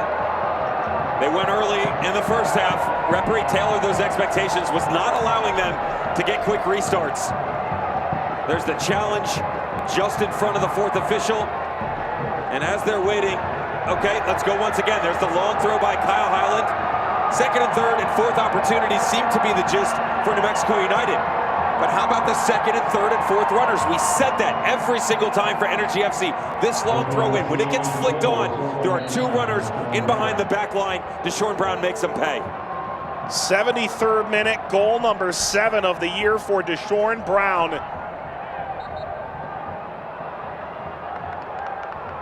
Well, New Mexico really struggled the first few games with holding on to leads. They have largely cured that ail since. Flicked ahead, Gordon in pursuit, recovered by Yearwood. Kept alive, swung off the head of Gordon. Brown is behind the play. Worth noting now, OKC Energy will not be shut out for the second time this year. They're shut out 0-0 against the goal-happy LA Galaxy 2 after that crazy 7-goal Open Cup game. Even Steve Cook was telling us, yeah, we may have come out a little slow after that crazy Open Cup game. Approaching the final third again, and the ball lined across. Brown couldn't get his feet around on it, and Estrada helps to defend. Brown looked out of his element, didn't know what to do. Surprised that this bounced through. Came off his midsection and then kind of lost his bearings a bit there. Didn't know if he wanted to have a quick little step over, push this onto his left, bring it back across the right. But now you'll see it. 15 minutes to go it's become level. This game is going to open up. You'll see both squads start to go for it. Energy FC, the better squad here in the second half. There's still plenty of opportunities for United. They just kind of faded out of the match a bit here. And now they'll look to the likes of Santi Moar, the guy who can get them back in it. Moar trying to get around the outside. Sandoval. Final 15 minutes of Wednesday night soccer. Buckle in. Estrada. Guzman.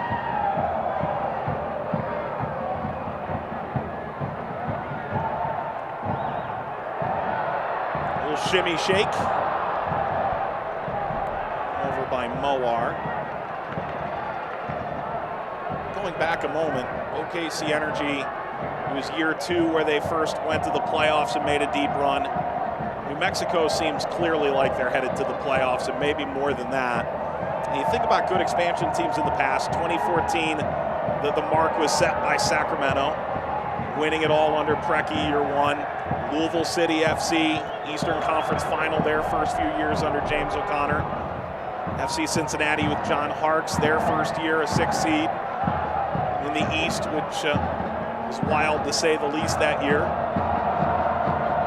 Swope Park had a very good couple of years at their outset in the championship.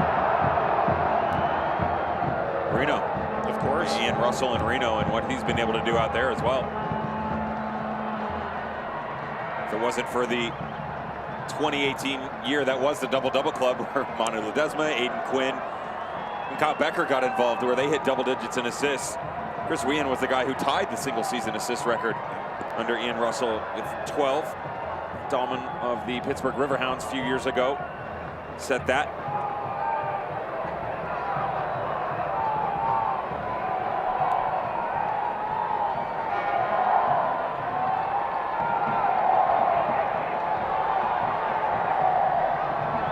Estrada.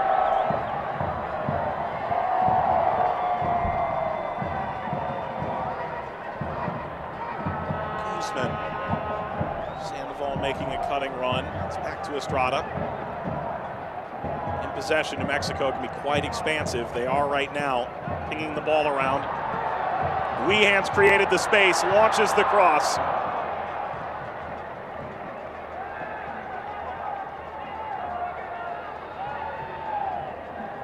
Back post caught up there.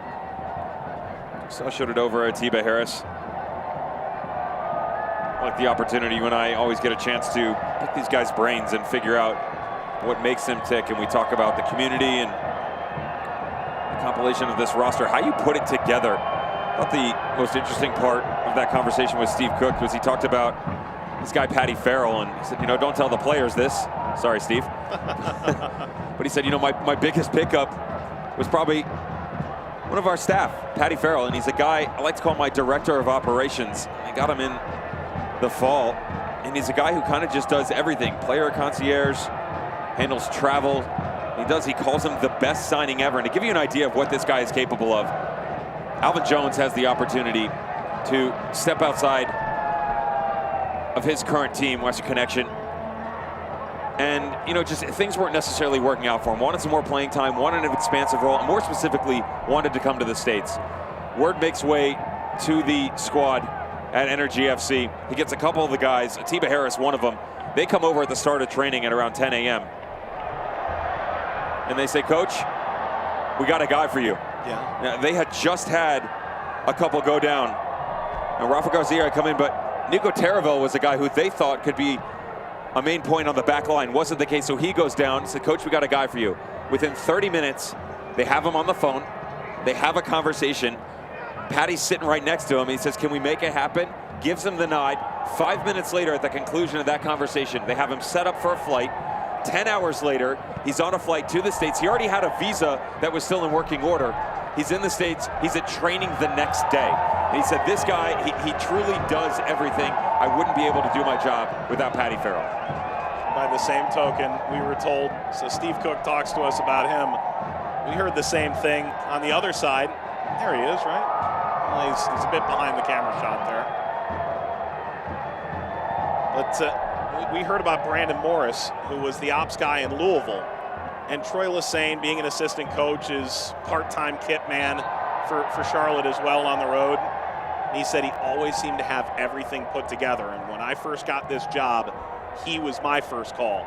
It's funny because sometimes you think, I'm going to go grab a player, I'm going to grab an assistant. Mike Graysick and Zach Prince both were heavily praised by New Mexico coach Troy Lesane. But oftentimes it's those backroom guys like Brandon Morris that are the first phone call. As we're into the final 10 minutes of two smoothly running operations right now, both in the playoff picture in the Western Conference, both competing for the 2 points that right now will be left on the cutting room floor. All lofted towards Sandoval, back set wide.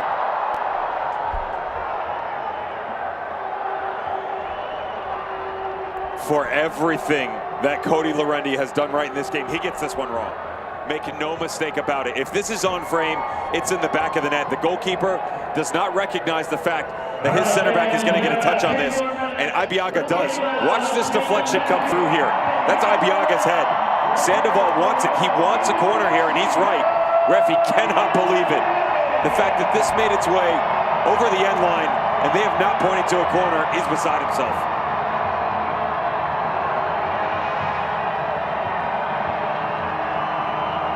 Energy at fever pitch again. As far as Estrada. That's by Ross. Ibiaga swinging his arm out after the fact. He's got to be careful he doesn't talk himself into a card here. He's still barking at the referee. And it's not the ball. Watch the first challenge. It's the body and then the ball. That's the problem here. You get a better look. Yes, he gets the ball, but he also grabs the upper thigh region of Devin Sandoval. And when you catch the body first and then get the ball in the follow-through, you're always in the wrong. Trust me, I should know.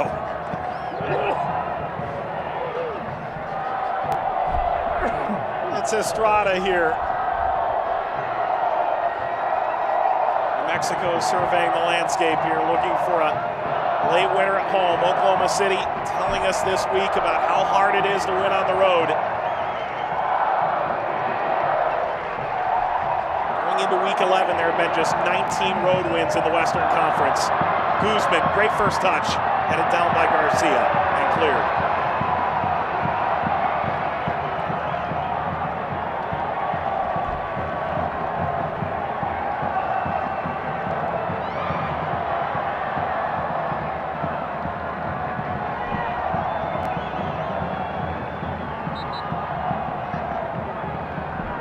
GFC have to be careful here. Well done by David Estrada to work back.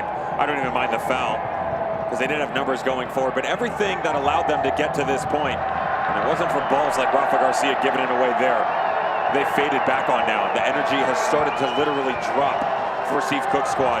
You could feel the momentum, the crowd, everything coming back into the limelight for the home team. They're starting to grasp full momentum in this game, and you have to be careful coming down the stretch here, because United have let the game get away from them like that, but they've also been able to bury teams.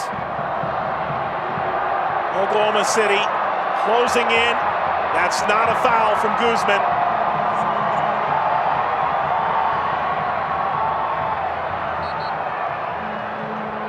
There's the whistle. Touch foul later. Change coming.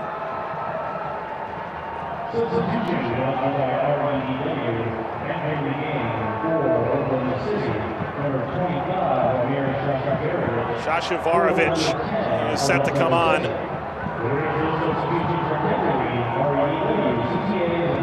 Native of Munich. Ultimately went to Grand Canyon U, the RSL Casa Grande Academy in Arizona. A bad shift by Bassetti.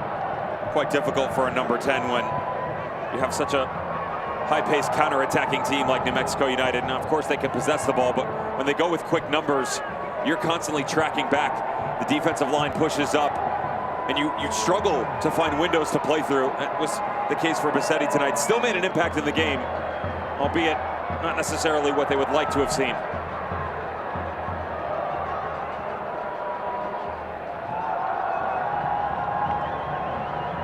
85th minute. This has been a mighty performance from Oklahoma City. Down Watson, Williams, and Jones. Cato leaves for international duty tomorrow.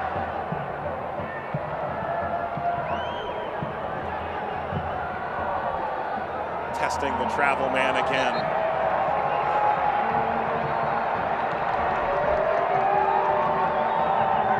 Throw for Sampson.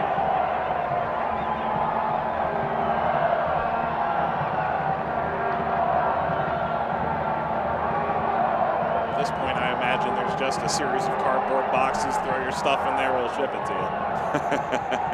It's been a very busy time for OKC Energy. Over 30 players are on the preliminary Gold Cup rosters around the USL Championship, with Jamaica being the most notable taker from the league.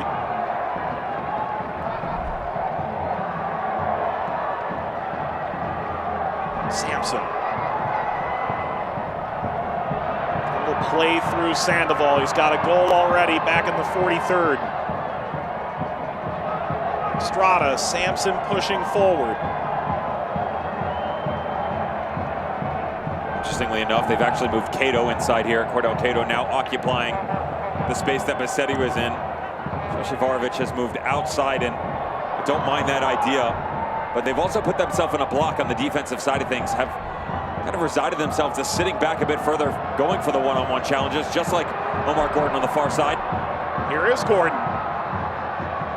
There's a little room there. Brown settled.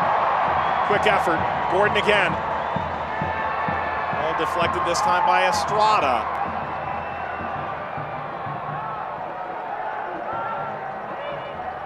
Mexico, last game in the Open Cup against Colorado Springs went to extra time. They were down 1-0 late in that match. An equalizer in the final 5 minutes before added time, and there was a concern that they had not prepared enough to just pump balls over the top, but they were proud that they were able to keep their style, find a late goal. Hoping to get the ball back to keep that alive. Cato swings his hips around on it, doesn't keep it in.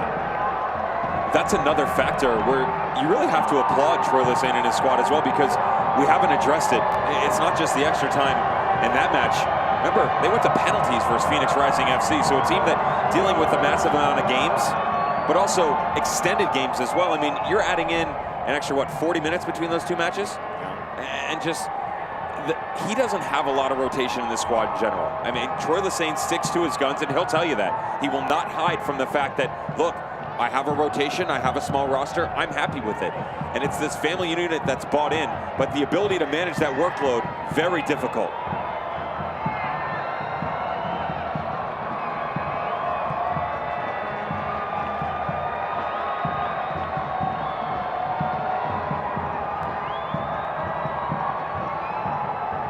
Guzman.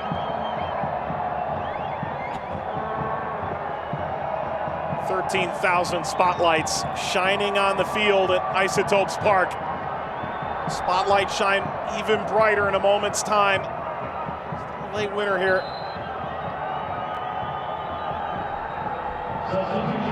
Change coming. Akamatsu set to come on. That's enough for Guzman, the former Energy man. It's a rousing ovation.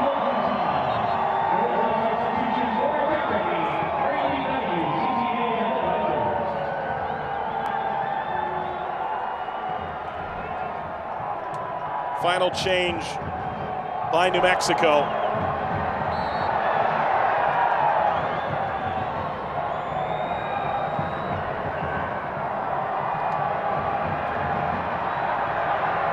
Into the 90th minute now. Akamatsu turns around Sandoval. Went for the back heel tap. Could have set this place into the utmost euphoria. Oh, very clever. Sandoval. How does he get this through? Great ball by Santimara. This is Troy Lesesne's guy, Akamatsu. He is high on Ken, likes what he's able to do out on those wings. Here's a good look at it. Not shy from any challenges whatsoever. Those one-on-one situations are what he seems to thrive on. There will be a corner for OKC the other way. This will be brought to you by Numex Spike Ground Cordell Cato steps over. Trinidad and Tobago International. Started 9 games in World Cup qualifying for them. Did not play in that fateful game against the United States. 3 minutes at a time.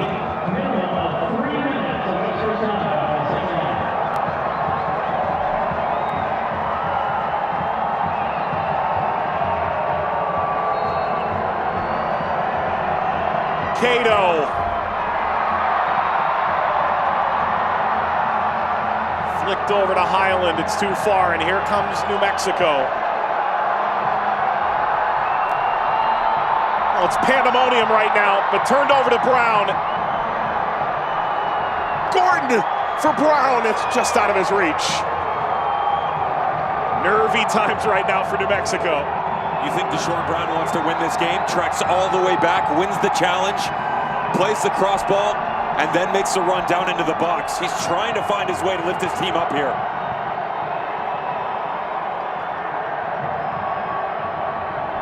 Sandoval, Akamatsu loses his footing. Knocked down by Sandoval.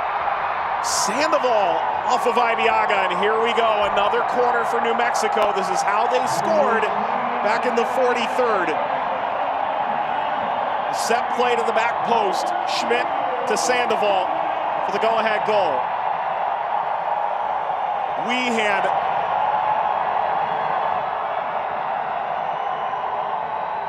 Estrada closes in. This is going to get pumped into the box. Halfway through added time.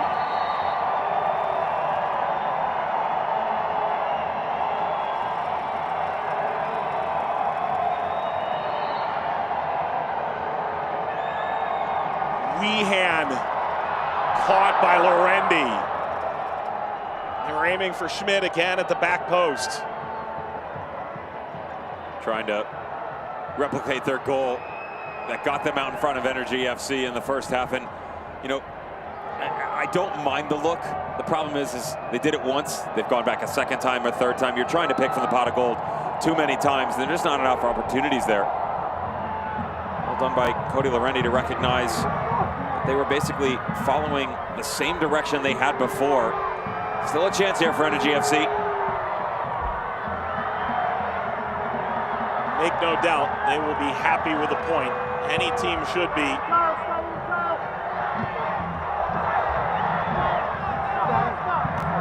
Holding up play, Estrada. Loss shed the challenge. Knocked along. Way now from Cato. Hamilton, tight quarters, trying not to concede a corner. That's the end.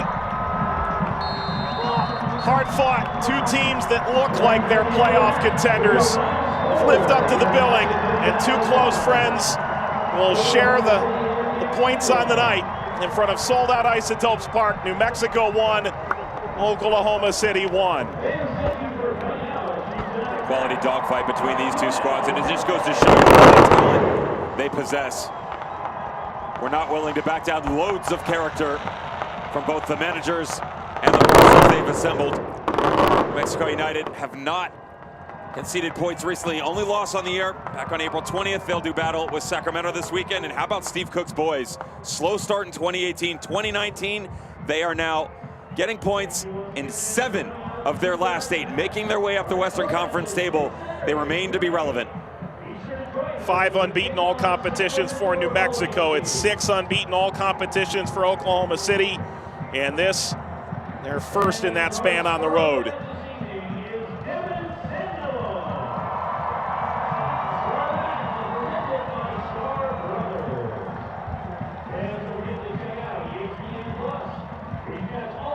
Impressive performance from Mexico at home.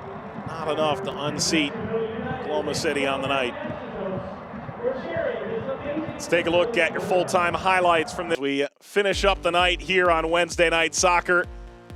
And we look forward to Phoenix and Reno next Tuesday night. For our entire Vista World Link team, led by producer Abe Aponte, director Gage Tillotson, Jose Bueso, our wonderful crew on Isotope Park's Cameras Abound. Devin Kerr alongside, dancing as ever. Mike Watt saying, thanks for watching. New Mexico won, Oklahoma City won.